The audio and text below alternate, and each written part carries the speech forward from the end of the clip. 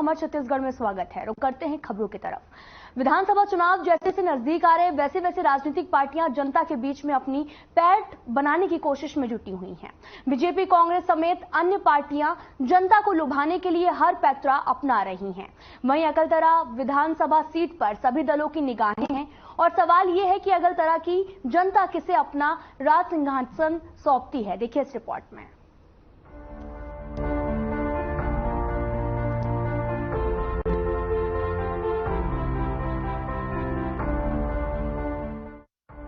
जांजगीर चांपा जिले की अकलतरा विधानसभा सीट राजा महाराजाओं के जमाने की राजनीतिक सीट रही है।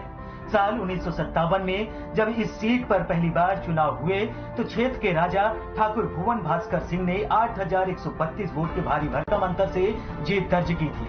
महाराजाओं की राजनीति के अलावा भी यह सीट पूरे प्रदेश में अपने अनूठे रिकॉर्ड के लिए भी जानी जाती है।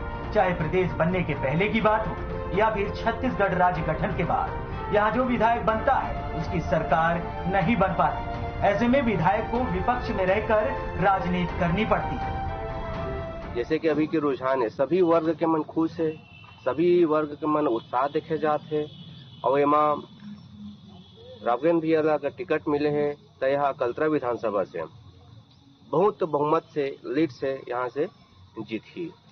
परिवर्तन यात्रा भाजपा द्वारा जो चलाई जात रही है तो आप मन कांग्रेस मन कौन नजर से देखना चाहता कि केंद्र में परिवर्तन, यह अपने परिवर्तन करना चाहते वो यात्रा निकाले गए से मन के। अकलतरा विधानसभा का यह रिकॉर्ड सुनकर हर कोई चौंक जाता है और वो रिकॉर्ड ये है कि साल 1990 से इस सीट से जो भी विधायक बना वो हमेशा विपक्ष की भूमिका निभा रहा है।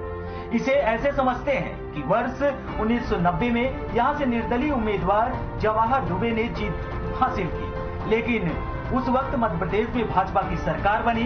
वर्ष 1993 और 1998 में भाजपा के छतराम देवांगन विधायक बने, लेकिन एमपी में कांग्रेस की सरकार रही। साल 2003 में छत्तीसगढ़ राज्य में जब पहला चुनाव हुआ तो कांग्रेस के रामाधार कश्यप ने जीत हासिल की थी, लेकिन सरकार भाजपा की बनी। 2008 में अकलतरा के विधायक बसपा के सौरभ सिंह बने, लेकिन फिर से प्रदेश में भाजपा की सरकार बनी और 2013 के चुनाव में कांग्रेस के चुन्नीलाल साहू जीते, लेकिन इस बार भी भाजपा की सरकार बनी। 2018 के चुनाव में भाजपा के सौरभ सिंह जीते, सरकार बनी कांग्रेस की।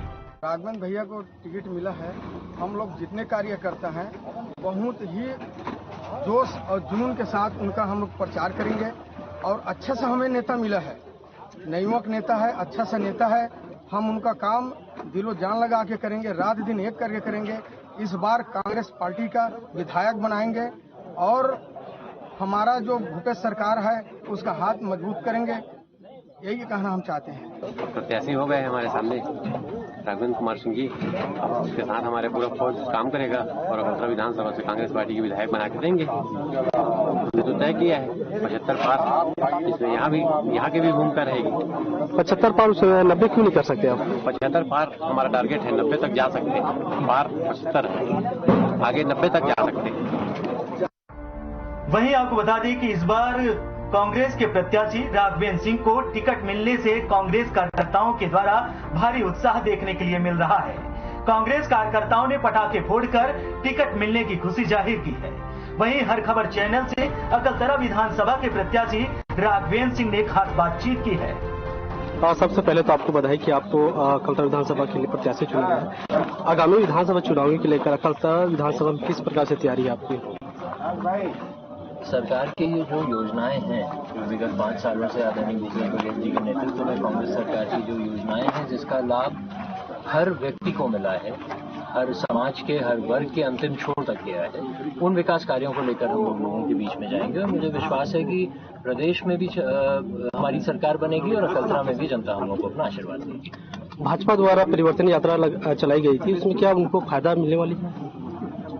देखिए, वो तो अपने अपने प्रचार के माध्यम हैं, लेकिन मुझे नहीं लगता कि जनता का भरोसा कांग्रेस से हटा है। कांग्रेस को ही जनता अपना आशीर्वाद देगी और भरोसा कांग्रेस पर ही है। कांग्रेस द्वारा भरोसे सम्मेलन जब चलाई गई थी तो कितनी छत्तीसगढ़ की जनता कांग्रेस पर भरोसा रखेगी?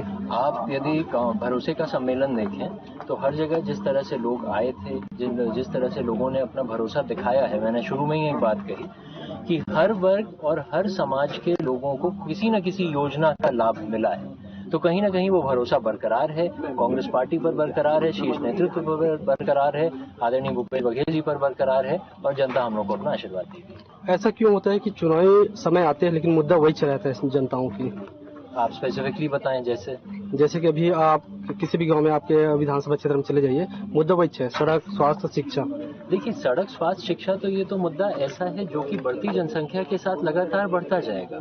अगर आप इस तरह से अगर हम लोग बात करें तो विगत 10 साल पहले की जो जरूरतें थी और जो टेक्नोलॉजी उस समय थी, आज 10 साल में उसमें कहीं परिवर्तन हो गया है। जब हम लोग एक उम्र में थे तो शायद मोबाइल फोन हमने देखा नहीं था, लेकिन आज सब घर के 3-3, 4-4 साल के बच्चे मोबाइल फोन चलाते हैं। तो हम लोगों को ये जानना पड़ेगा और ये समझना पड़ेगा कि बढ़ती जनसंख्या के साथ और बढ़ती टेक्नोलॉजी के साथ हमें हर चीज को अपग्रेड करना होगा। छत्तीसगढ़ में देखिए तो संसाधन की अपार सफलता है, उसके बावजूद भी छत्तीसगढ़ में गरीबी और बेरोजगारी चरम सीमा पर है। ऐसा क्यों?